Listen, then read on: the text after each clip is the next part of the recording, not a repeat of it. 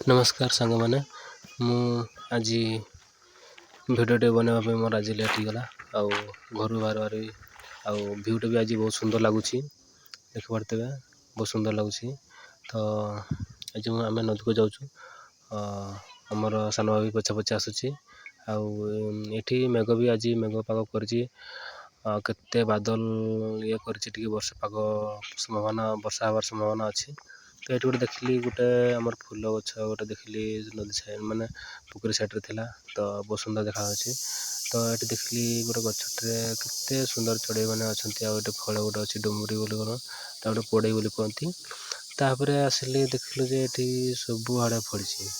ତାପରେ ଦେଖିଲି ସୁନ୍ଦର ସୁନ୍ଦର, ବହୁତ ସୁନ୍ଦର ଲାଗୁଛି। ଆଉ ପାଣି ବି ଗୁଳିଆ ହେଇଛି, ଦେଖୁଛି ଯେ ଏଠି କଙ୍କଡ଼ା ଗୋଟେ ବହୁତ କିଛି ଥିବେ।